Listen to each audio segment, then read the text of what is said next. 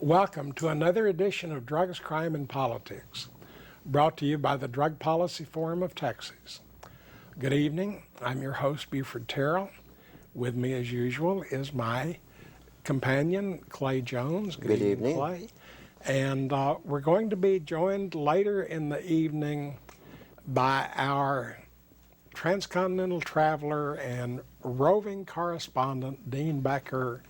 But we have two guests with us now, and I'd like for you to introduce them. Yes. First, I'd like to introduce Steve Keegan. He's been an activist. I've known you, what, a couple of years now? A few years? Yes. He's very much in the movement of trying to bring regulations to cannabis. And this is Jason. Justin. Justin. No problem. You want to tell us about? Yeah, I'm a Houston Normal member. I'm a cannabis activist, and I try to do my part to make sure little guys are taken care of. Great. We'll get back to these gentlemen in a few minutes, but we need a quick news roundup, and I'm sure they'll be able to chip in some on this. But first, I want to start the evening off with a trivia question. And if you think you know the answer, or if you have any other comment or question, you can call us at the number on your screen if you're watching us live. Otherwise, if you're watching delayed or on YouTube, you can email me at the address shown and I'll get right back to you. We may use your comment on a later show. But the trivia question for tonight is a simple one. What do Fiona Apple, Snoop Doggy Dogg, and Willie Nelson have in common? And if you know the answer, please call. Your only prize will be the satisfaction of knowing you're right. I want to start with about 3 items of local news, and then we'll look nationwide. First, this last week, a Harris County deputy sheriff was arrested by federal agents. He's charged with transporting several tens of thousands of ecstasy pills. The sheriff's department fired him as soon as he was arrested. The case is now pending. The second local case that really got to me quite a bit, a story came out of one of the communities to the north of Houston about an undercover policewoman who spent 2 years posing as a student in a high school trying to catch drug dealers. In the course of 2 years sitting in high school, she saw a lot of students giving pills to each other, swapping pills, a few cases of possession of marijuana. Believe it or not, she didn't catch any real drug dealers. For one reason, there aren't any real drug dealers in schools. There's no money in schools. What she did was waste the city's money for 2 full years of her salary and support efforts for what amounted to rather useless hassling of high school kids. That's nearly as bad as spending your tax money on 300,000 probation drug tests a year that can't be used in court because they were so incompetently administered. And the follow-up story on That was Houston, wasn't it? Harris County. Yeah. Welcome home. The follow-up story on that is that after the story broke, the judges, criminal court judges in the county, agreed that none of them would accept in evidence any probation department drug test as evidence until the department was thoroughly reorganized and they had some proof that the test would be competently done. The Harris County District Attorney's Office has done the same thing. So this is another case where, in this case, literally, tax dollars have been flushed down the drain to no public purpose whatsoever. On the nationwide news, I think probably the main thing are the pending elections. 3 states, Oregon, Washington, and Colorado, have ballot referenda to legalize the marijuana industry within their states Adult use. for adult use. Of course, legalized like anything else. Like alcohol. No driving while under the influence, no sales to or possession by minors. Probably there will also be regulations on smoking in public places. All of the things we expect of any other legal product. So these 3 have full statewide legalization referenda. Of course, these would have no effect on the federal laws that would remain. In addition, Arkansas has a medical marijuana referendum that is on the ballot. And in Massachusetts, there is an advisory, non-binding statewide referendum on medical marijuana. And to remind you, I guess it's 4 years ago now, by referendum, Massachusetts decriminalized possession of, I believe, less than an ounce.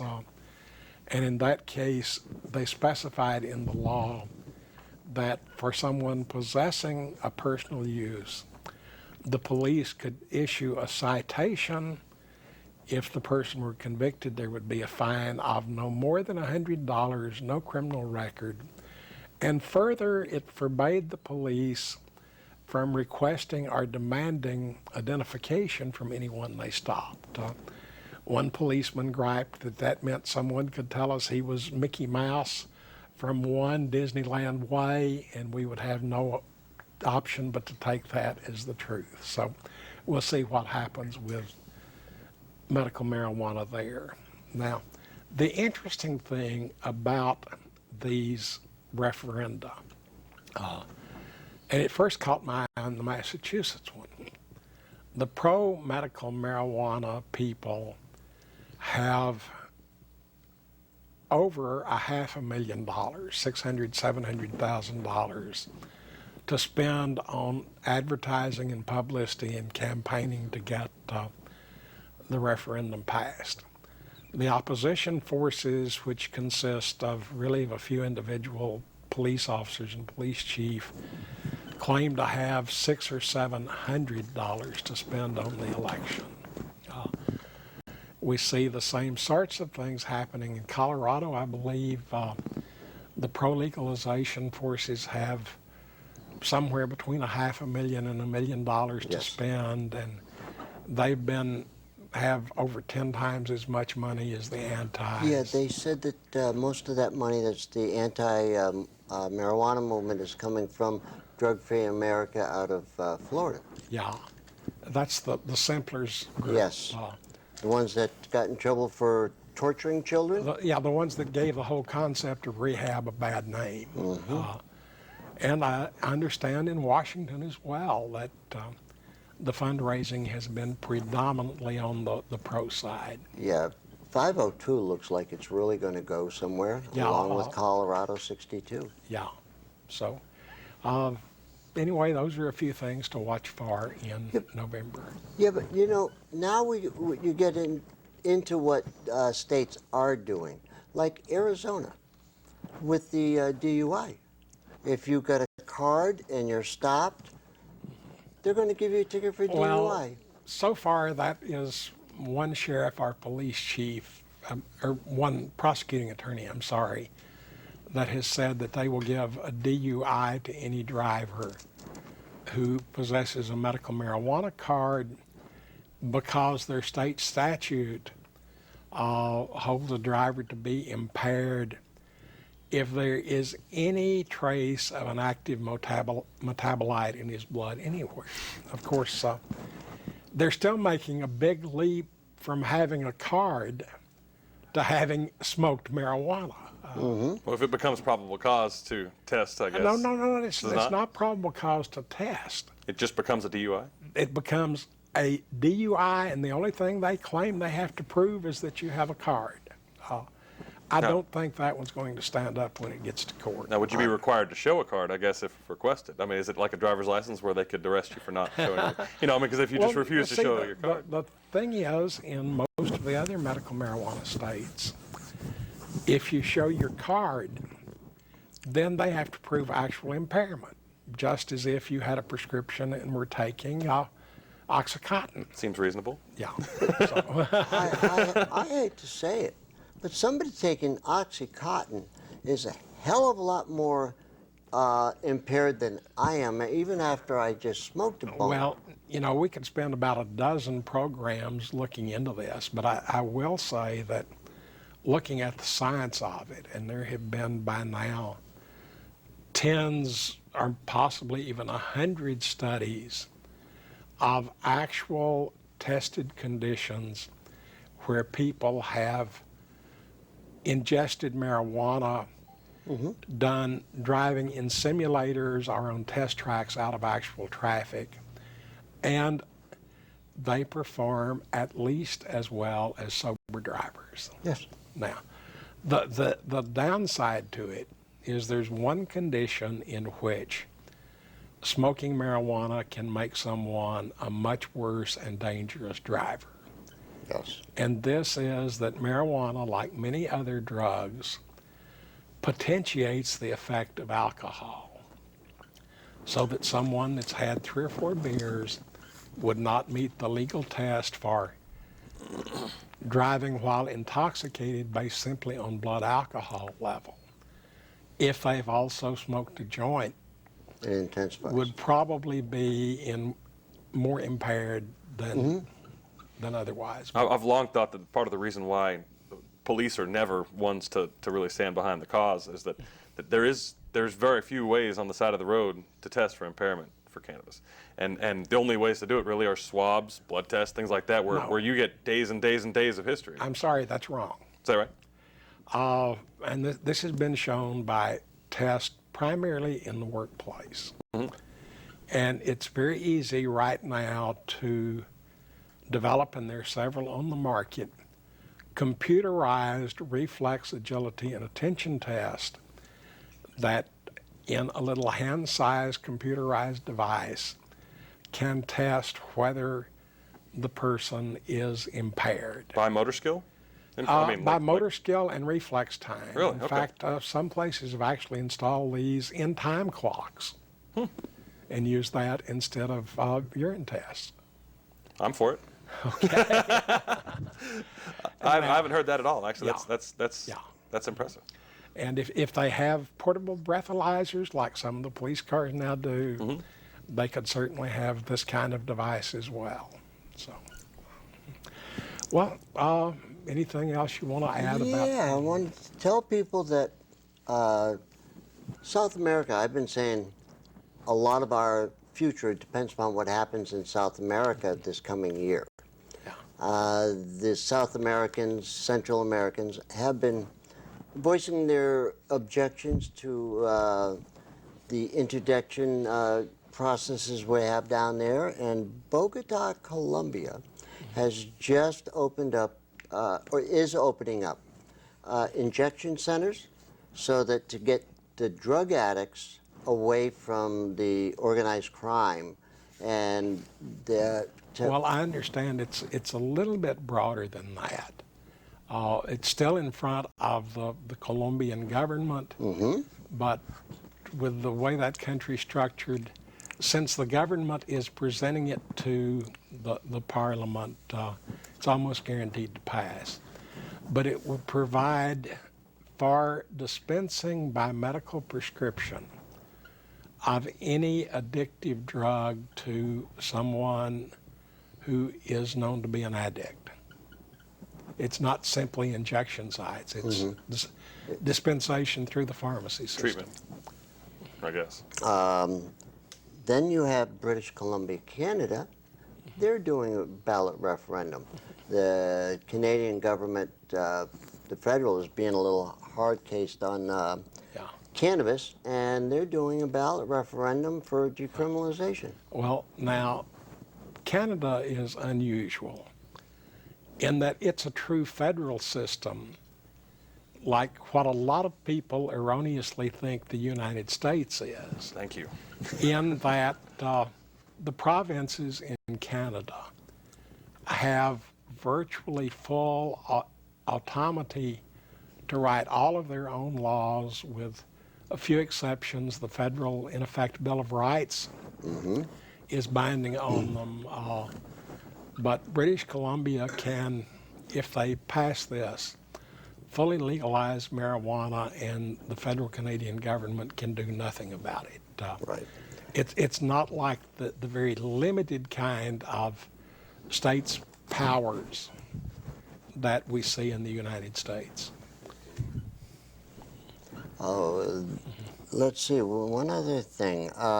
Switzerland is going to decrim 10 grams of marijuana. Okay. And that brings them into line with the west of European, Western Europe. Yeah. So it's not Well, only you're, here. you're we're leaving fighting. out one that's gone probably further than any of the others. The Uruguayan government I was just about to presented mention their Uruguay. legislature with a proposal, and once again, since the government presented it, it's sure to pass, that would fully nationalize the marijuana industry, which means that state license or government licensees would grow the crop or import it. State stores would sell it. It would be really like liquor stores in several states in this country that have Yes. state-owned liquor stores. Yep. I personally can't support Uruguay's decision to do that I don't like it either. at all. but- I do not think that this is something that should go into the. I don't believe that causing bringing those things into public into the government's job. I don't think that's the government's responsibility to provide those things. Just like we are here, we all go the way of medical marijuana, and then your medical marijuana states want to decrim more, and now we're looking at legalization. Well- South America, maybe their way is just a little bit different than ours. I mean, I lived in Mexico for 4 years. The government is the central power, and I can Absolutely. see it happening Well, of through course, the government. the Mexican federal government several years back decriminalized possession of personal amounts of all drugs. Yes. But another interesting thing that came out of Oregon, the federal government in particularly is complaining that a lot of the marijuana grown supposedly for medical use in Oregon is being shipped eastward and is becoming a major supplier of marijuana in a lot of other states. So, of course, the good side to that, at least good from my viewpoint, is that it undercuts the Mexican cartels Yes. and gets rid of a lot of the risk of violence and danger of the market. Well, and the idea that the more cracks in the dam, we're only going to be able to hold so many fingers in the machine before it gives way to. I mean, and honestly, I think Colorado passing, and I truly believe Colorado's going to pass in November. I think that's going to be a floodgate that we're not even going to necessarily be able to contend with. I think you're going to see two. I think you're going to see Washington. Until this week, I was saying it's going to be Colorado, and it was the only one that I was willing to say is probably. But particularly after seeing a lot of the things that have shown up in the Washington papers over the last week or so, I think probably my leading candidate for legalization this election is probably Washington. And you'll also see if those go legal, Governor Chafee from Rhode Island, he's totally fed up with marijuana. Yeah. So isn't Governor of Maine.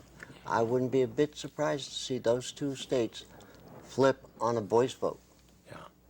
So, well, the real question and the real problem is if even one of the states goes legal in November, how's the federal government going to react? Because let's face it, any realistic reform in this country requires changing the federal law. Yes. I mean, states can play around in their own little sandbox a little bit, but to really accomplish reform requires a change in the federal laws. And I don't think there is any way that the Drug Enforcement Agency can handle the effect of even one fairly small state like Colorado They don't have the manpower. pulling its entire police and court enforcement system out of the game. Yeah, absolutely. They don't have the manpower at all. There's not enough DEA agents to police this. The total number of DE agents all around the world is roughly the same size as the Houston police force. Let them try. Well, I mean, then they would be covering 2 states entirely. Yeah. Does that mean we get left alone? Well, Probably not so lucky. probably with the imbeciles that we have around here, probably not. Yeah, they'll tighten up the slack somehow, I'm sure. Well, Clay, why don't you tell us about Yeah. Steve's story? Steve, why don't you tell us about what happened and what's going on with your case in court? Well, I guess, you know, I was not bothering anybody at my house, and the cops come driving up my driveway and said that they smelt marijuana, and I was like, we weren't even smoking marijuana. And I had come from my backyard, and he started peeking all around there was like a gate right here, and he started peeking all around my backyard. He's like, oh, I see plants right there. And there's no way he could have seen plants because I had tomato plants that were a good 6 feet tall, blocking all my plants on the other side of that, you know? And so, you know, they bum rushed me like that, and next thing you know, they said they smelt marijuana, and it was all over after that. Did they have a warrant? No, they didn't have a search warrant. Okay, let me ask, just for some background. You have a medical condition, is that correct? Could you tell us a little bit about that? Yes, sir. I'm a T12 burst fracture with a TBI, which is a traumatic brain injury. Okay. I have short-term memory loss. I can't feel from my waist down. I have muscle spasms. I have severe anger problems. I have... Does marijuana help with any of these conditions? Yeah, you know, when I first woke up from my accident, I was in a coma for 6 months on my accident. And when I woke up, I didn't know anybody for a good 2 years before I realized who my family was. And I was on all these pills. And, you know, I was telling my brother one day, I just hate taking all these pills, Kevin, you know. And my brother turned me on to a joint. And I hadn't smoked weed in years, you know. And my life literally changed within a week's time from taking 15 plus medications down to taking 4. Yeah. And for the trade-off on that, to smoke a little bit of marijuana to do this, it was not an easy, it was an easy trade for me, Yeah. you know. I'd rather smoke something natural from our ground than take all these prescription drugs that I was having to take. They're nothing but poison anyways. Well, I'm just going to guess here, but were some of the drugs painkillers, including opiates? Yes, they were. Yes, they were. Some of them were for seizures. Some of them were so I wouldn't lose my temper, to keep me calm. You know, I can go down the list of my medications that I was on, because I'm back on them all over again. Right. Because now I've had to clean up and not smoke any pot, because I'm going to court and trying to fight this court deal that I'm having to deal with. Yeah. And it's just been a very frustrating thing.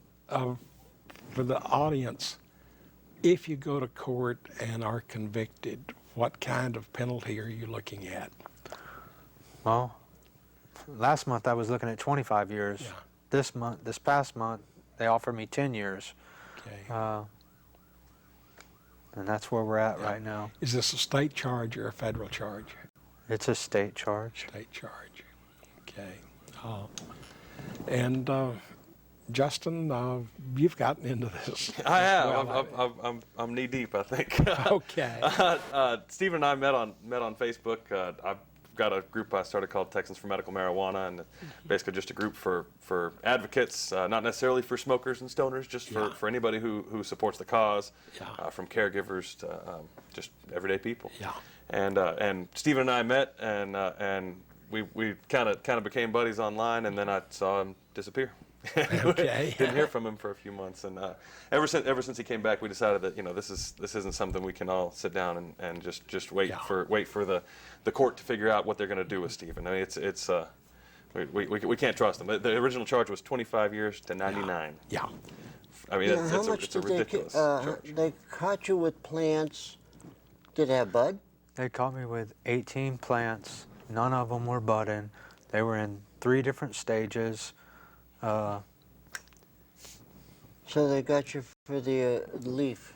The harsh charge was really a manufacturer charge for making a tincture.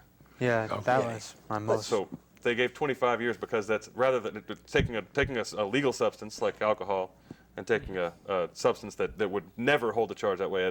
We looked up the charge, and of course no one would ever get 2,000 pounds of just possession in Texas. They'd load you down with all sorts of Right, other charges yeah. as well. But the same charge was for 2,000 pounds of leaf if you had just bud, and it was for what, about an ounce? You said. I made an ounce of tincture. In some alcohol. and So the volume of 2 that. bottles Now, of okay, just 151 once again alcohol. for the audience, for tincture, you take parts of the marijuana plant and use alcohol as a solvent to get I some. mix it with 151 alcohol. Yeah. And that way, when I'm out in public and I'm in pain or I'm having spasms or I'm going berserk, I can't smoke because, not everybody likes the smell. Yeah. I can do a little couple of drops of tincture under my tongue and all that goes away. Yeah, and in the time from about 1840 until 1937, while it was a legal medicine, tinctures were the main way that marijuana was sold in the drugstores.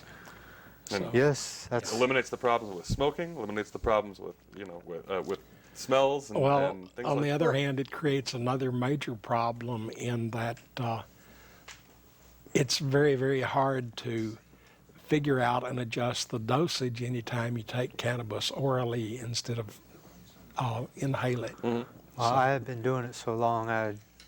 Well, Got it once used to again, you know how your body reacts That's to it. It's a method. It's Yeah. not I an wasn't instant for everyone, I'm sure. Yeah. I wasn't giving it to nobody. I was doing Yeah. it myself.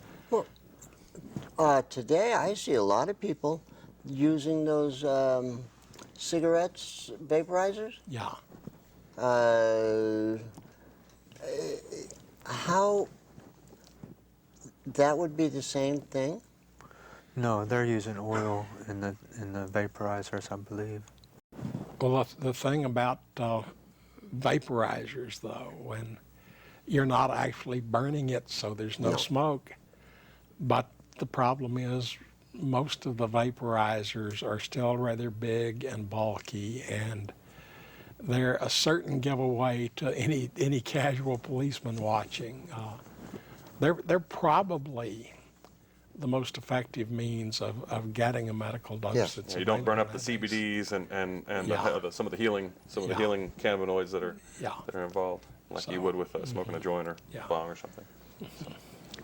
Well, I also understand that someone connected with the prosecution is also threatening possible confiscation of your house. No, I'm sorry, I must. We'll take a break, and when we come back, we'll have our intrepid traveler, Dean Becker, with us. So we'll see you in a minute or two. No. Hi. Hey, Justin.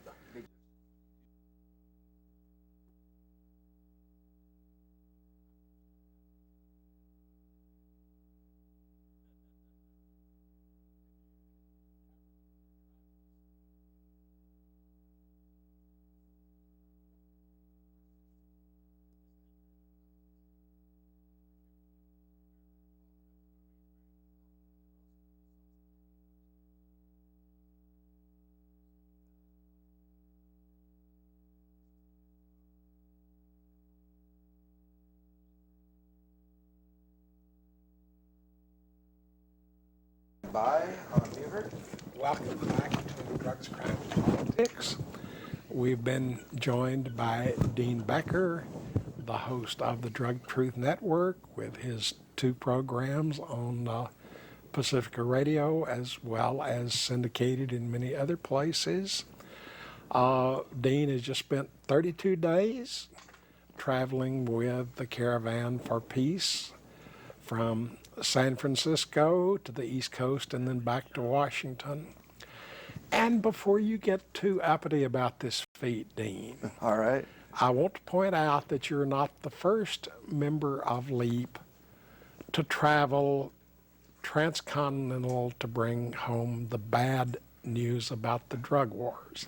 Oh, you're Your absolutely. colleague Jack Cole has done it twice, and he did it on horseback. Now you're thinking of Howard Wooldridge, but indeed, Howard Woolridge. I have been up twice, and Howard actually was halfway on a bicycle trip across America this summer when he learned his wife had cancer, and had a good talk with him about that in Washington, D.C. And the fact of the matter is that when she was undergoing chemotherapy, she did a little cannabis therapy to help get through the first spell or two. And she seems to be recovering quite well at this point. This seems to be an appropriate time to throw in a little historical tidbit. Clip is ready whenever you are. Okay, in 1973, an 8-year-old boy in Boston, Massachusetts, was diagnosed with cancer and was having a horrible time with nausea from the chemotherapy. And his father gave him marijuana. It allowed him to take the chemotherapy. His father, Lester Grinspan, was a professor at the Harvard Medical School at the time. And that's one of the really landmark steps in medical marijuana history. But I think, Dean, you brought us some video of your trip. Well, I did. I brought a couple of tapes. What was my confusion on what file type to produce? It took me a while to get here, as you're aware. I think we'll probably wind up watching the one that's a discussion in Chicago City Hall with 2 of my brothers from law enforcement against prohibition, James Gierach, former Chicago drug prosecutor, and Steve Downing, who retired as deputy police chief of Los Angeles. Okay, now, first, this caravan was 2 buses full, primarily of Mexican citizens who had lost family members to the drug war in one way or another. Indeed. Each day would involve average 300 or 400 miles to travel to the next city. We would be welcomed there by usually at a church. The community would, prepare Let's look meals. at the segment, and then you can give us some comments about it. Well, fair enough. Okay. All right. I think you'll like this.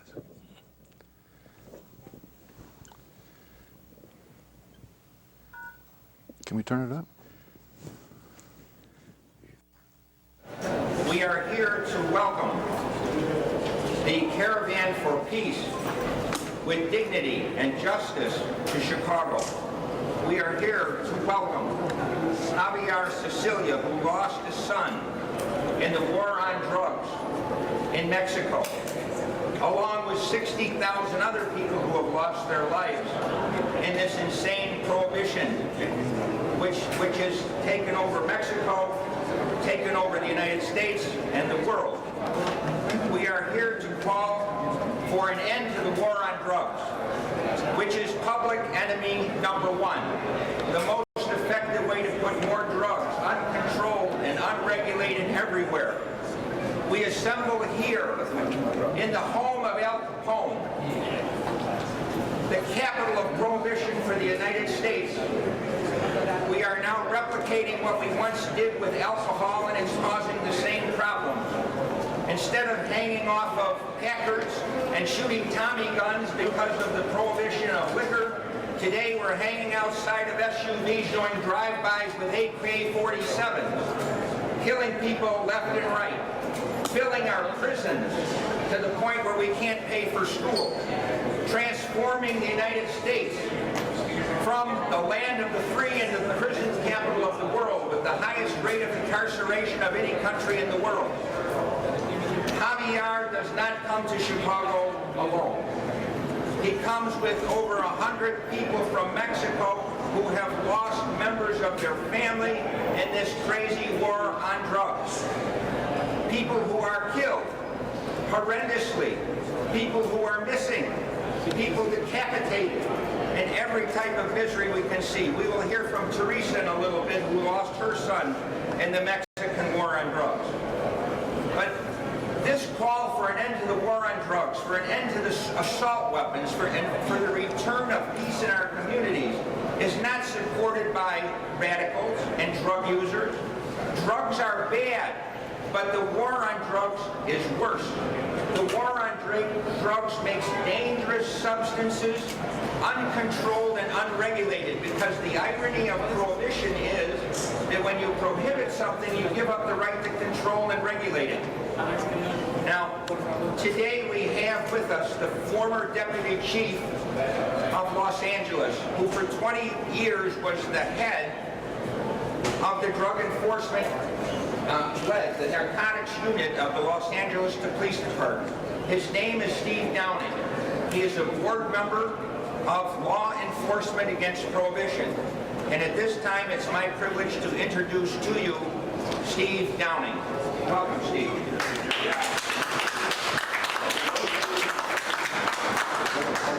Good morning. As a member of Law Enforcement Against Prohibition, we have joined with Javier's caravan across the United States. We met them at the border with what we call our Leap Mobile, and we are continuing with this incredible, courageous group of people across the United States. And hopefully, when we get to Washington, D.C., this message will have been heard loud and clear. I cannot imagine what it is like to lose a son. I have a son. I have 2 daughters. I have 6 grandchildren. I cannot imagine what it would be like to lose any of them. We read the newspapers, we see the television programs, and we hear the numbers. 60,000 murdered in Mexico. We see the numbers. 20,000 disappeared in Mexico. But what we don't see is the pain. And what these people on this caravan are bringing to the United States is their pain and their stories, so that Americans can pierce that bubble and understand what it means when all of your family is in danger, when you lose people close to you. They have to understand that in this country, because it is here. It has begun here. The cartels today occupy and control the drug traffic in 1,000 American cities. Last week, in this city, Chicago, the police superintendent made a press release, and they had a show and tell. Guns and dope, and they announced 300 arrests after, I think the number was 22 young people wounded and quite a number dead. And this occurs week after week, month after month. I began as a street commander when President Nixon announced the war on drugs. I took charge of the Los Angeles Police Department's narcotic enforcement effort. I took the federal money. I helped the DEA begin their new task forces across the country. I helped build intelligence systems. I deployed troops, and our strategy at the time, the federal strategy and the local strategy, was to cut the head off the snake and kill the organization.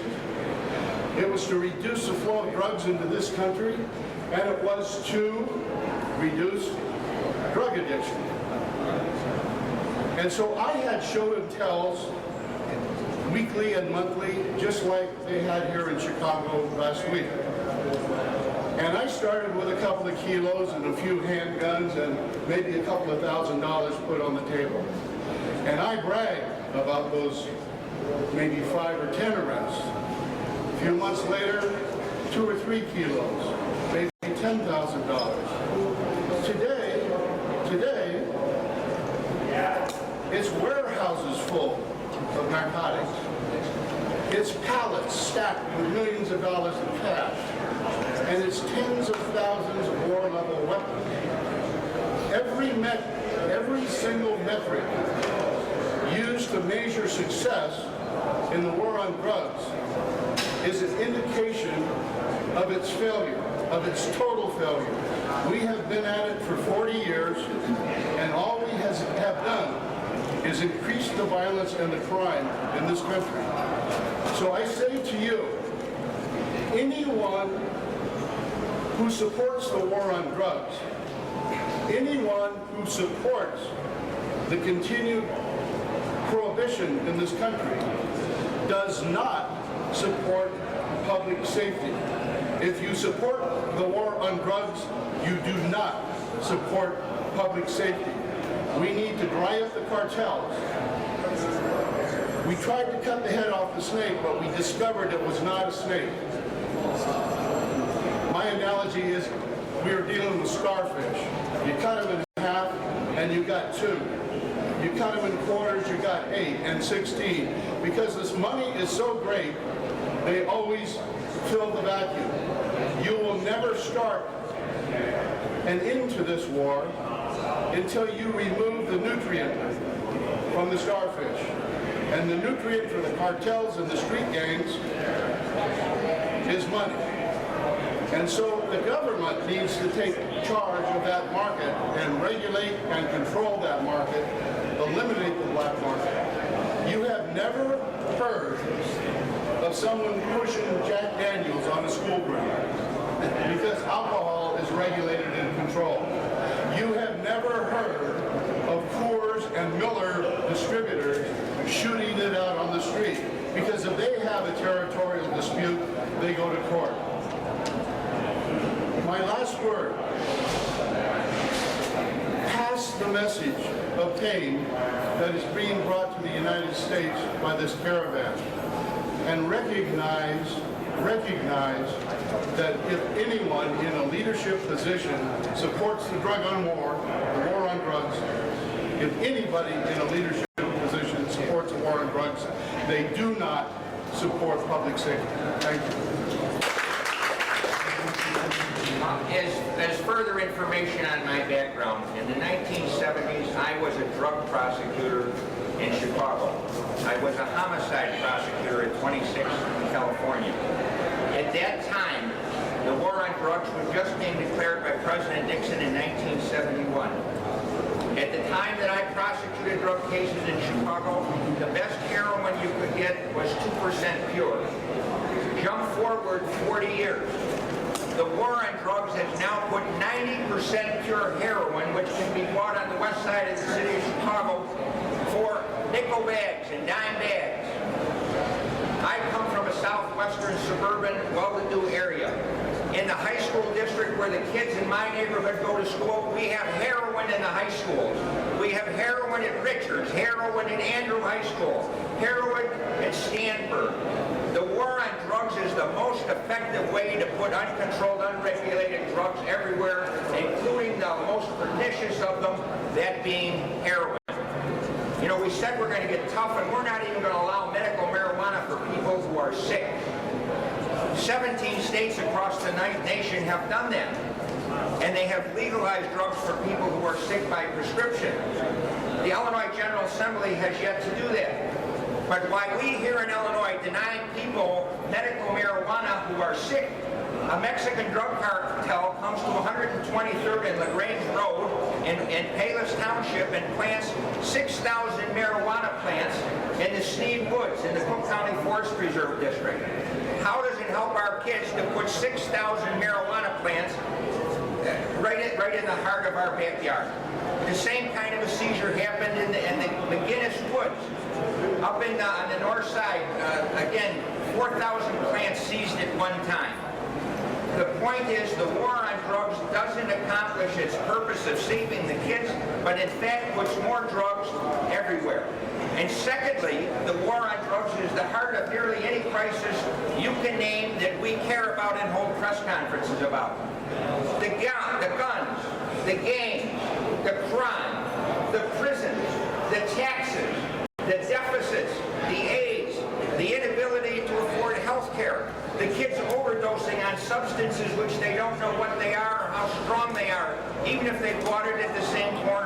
because it's illegal. We end up corrupting the kids and telling them, you're going to either tell us who sold you these drugs or you're going to prison forever. Taking the last bit of human decency out of these kids. Teaching them to forego the golden rule, save yourself, sacrifice someone else. The war on drugs adversely impacts the trade imbalance in the United States as we import drugs from elsewhere and end up shipping our money to other countries. We fund terrorism because of the war on drugs, and bin Laden made his money in the war on drugs. It's time to end that foolishness, and it's time to put in your heart what is in mine.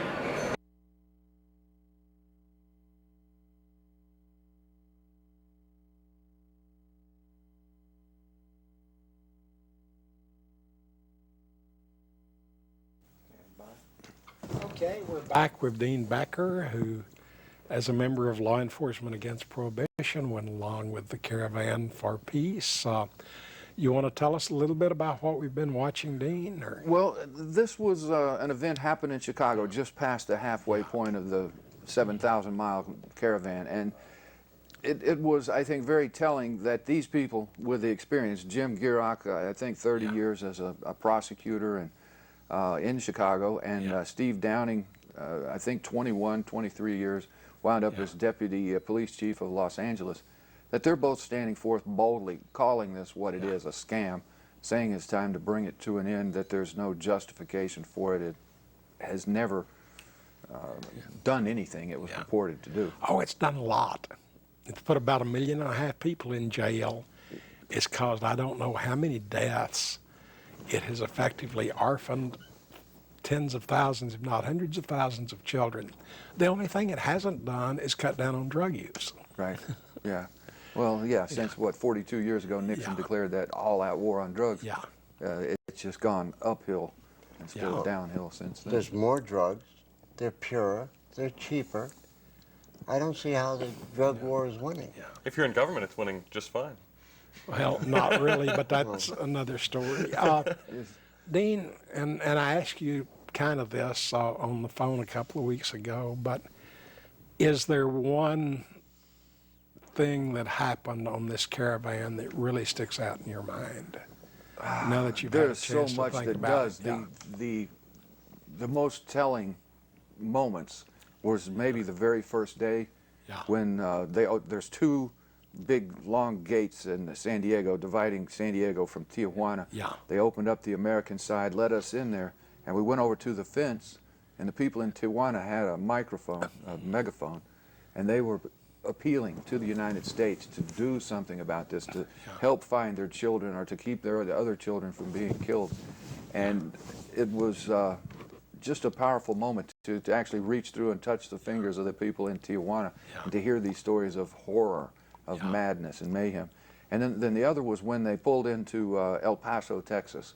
Right. It was the biggest welcome of them all. There were at least 500, 600 people in this little park where they were waiting on caravan. I showed up first in the Leapmobile you saw me driving in the video. And I talked with the people, and when they showed up, it was like the biggest party you can imagine. Everyone singing songs that I guess the community knows, you know, in support of one another.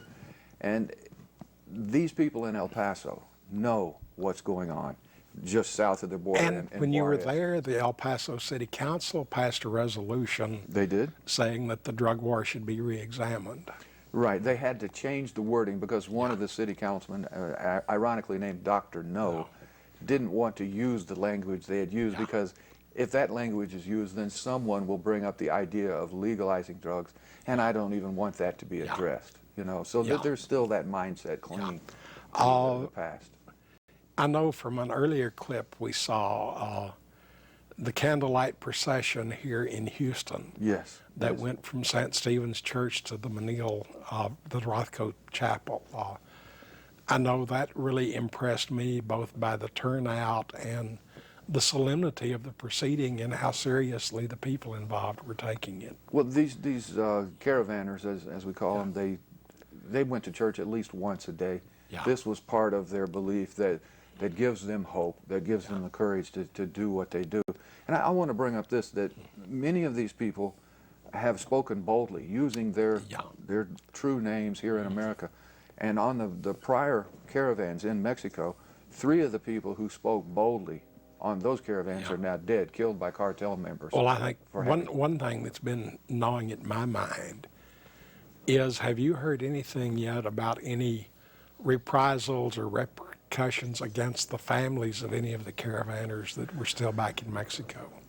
I haven't heard anything. I am friends with many of them now on Facebook, and I try to translate the Spanish and Yeah. see what's going on, but I haven't seen any indications as yet. This is something that often takes a little time Yeah. for the caravan to do. We their have dirty a work. phone call. Hello, caller. You're on the air. Yeah. I was just calling. I was looking at my TV and I was seeing drugs, crime, and politics, Yes. and they were speaking of drug behavior in Mexico. Well, I spent 2 years in Laredo, Texas, Yes. and I mean, it seems that drugs in Laredo, it looked like it was tolerated. You know, it was like don't ask, don't tell. Okay. And like I said, I was down there for 2 years, and I seen firsthand, you know, drug cartel members. I Yeah. saw gang members. I saw people that were, you know, Yeah. approaching me, asking me was I like a truck driver or something like that. Yeah. And you know, would I take drugs across the border for them? And it was like, you know, the police seem to be like non-existent down there, and Okay. it's like all the drug cartel members coming from across the border and living in Nuevo Laredo. Okay. Thank you for your comment. And I think one interesting thing is that in El Paso, in Laredo, in Brownsville, all along the Texas border, while Mexico is at war and violent and bloody, the Texas side of the border is actually as peaceful as any other part of the country. And Well, as I was saying right before he called, I was in El Paso. Yeah. They were aware of this Yeah. horror in Mexico. That's why they celebrated the arrival of the Yeah. caravan. But one of the corresponding thoughts with what you're saying there is that the city just across the river, Ciudad Juarez, Yeah. the most dangerous city on the planet. yeah, On this side of the border, El Paso, one of Yeah. the safest cities in America. yeah, And this is the choice. This is the proclamation, I would think, of the cartel leaders. along this line, there was an interview with the mayor of Laredo, Texas, today, comparing his peaceful city to the problems in Nuevo Laredo at the other end of the bridge. Dean, you want to tell us where we can find you on the radio Well, sure. and on the web? This coming Sunday, I'm going to be interviewing Martin Lee. He's written a book, Smoke Signals. I'm just starting into it, but it delves deeply into the history, the mechanics, the physics, the politics of marijuana in particular, the drug war more subjectively. And the other show, I'm not sure what we're going to have, to tell you the truth, but we will have reports from Terry Nelson from LEAP and Doug McVeigh of Common Sense for Drug Policy. And I guess you can tune in Sunday nights at 6:30 to 7:30 p.m. At KPFT, which is 90.1 FM. And you can always check out many of my, 4,000 shows that are on my website, which is at drugtruth.net. And I just want to say that insofar as your situation, you know, our government should have, must have, someday will have more important things to do than to hassle a gentleman undergoing your circumstance. Okay. I appreciate it. Yes, sir. Just a second. Hello, caller. You're on the air. Yes, my name's Dana, and I'm calling from Houston. And Yes. First off, I wanted to say hi, Stephen. I'm a patient too. I'm also restricted, and as far as the law goes, I'm not allowed to use cannabis, and it's severely affected my life as well. I'm so sorry for what you're going through. Also, I learned some horrific information lately regarding the privatization of prison systems. I was actually gathering information, statistics and financial information, things like that, to actually lobby Republicans to legalize. Great. And I was horrified to learn that they're actually making money off of imprisoning our people, including our patients. Okay. And I guess I'm not sure, like, what can we do about that? Because it sounds like they're also giving politicians money for campaigns. They're providing money to our I'm going to have to cut you off now, but let me recommend that you email me, and I'll give you some more information on this, and I would certainly like to share what you have gathered. And okay, thank you. Thank you. I better give you all the answer to my trivia question before we run out of time. The question was, what do Fiona Apple, Snoop Doggy Dogg, and Willie Nelson have in common? The answer is that their tour buses were stopped and they were busted for possession of marijuana in Sierra Blanca in Hudspeth County, Texas, just east of El Paso. Fiona Apple, it happened just this last week. She's out on bond now. I believe, Justin, you wanted to say something in this last minute or two? Yeah, good. We're actually having an event for Stephen right now. It's called Compassion for Keenan. It's going to be at West Little York and Eldridge, North Eldridge, and it's going to be on October 13th. It's Saturday night. We're going to have some bands. There's going to be Indignus, Sophia, and the Black Lung Crew, and Cosmic Bug Loaf. We're going to be having a silent raffle, and we're accepting sponsorships right now, and we're really looking for anybody who'd like to come out and help lend Stephen some support. We'd really like for everybody to come out and one, have a good time, and also help us with our cause here. Stephen, do you have something quick to add that you would like to add? No, no, not really. Okay. I'm sorry. Clayton? Yeah, I wanted to remind people again, I say it every week, every show, that y'all need to sit down and write your state representatives. Longhand, put it in the mail. They actually take, they read what you say, and they say that it has a much more impact on them than an email. Or a phone call. Yeah, but just remember this. To say it has more effect is not to say that an email or a phone call doesn't have some effect. It all adds up. They all have local offices in your community. You can set up an appointment. You can go see them in person, look them in the eye, and tell them what you believe your government should be doing on this or any other issue. Can I throw in a quick thought? Very quick. That is, if you don't write them, if you don't email them, if you don't call them, they count you as being in favor of this drug war. Yeah. And it's time to quit being a drug warrior. Stand in defiance. And one thing that has struck me is how totally out of touch with what the polls are showing that the politicians are. I mean, they're at least 20 to 30 years behind what the people are thinking. Gallup shows a point, 75% approval. Yeah. We're about out of time. It's been, I feel like, a very interesting and stimulating discussion. Thank you, gentlemen, all for being with us. And I hope that the rest of you will turn in again to see us when we're back in 2 weeks' time. Thank you and good night. Thanks for having us. Thank you.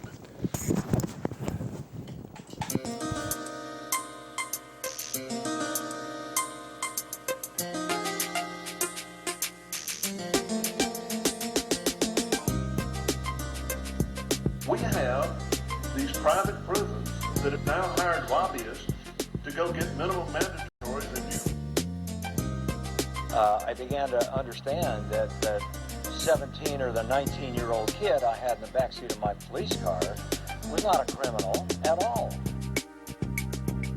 Remove the profit motive. If you remove the profit motive, you can do away with almost all these problems. And how do you do that? Simple. You end prohibition, which can only mean one thing. Legalize drugs. Legalize all drugs. If we really want to improve our urban neighborhoods, the most important thing that we could do, the single most important thing that we could do, is end the war on drugs.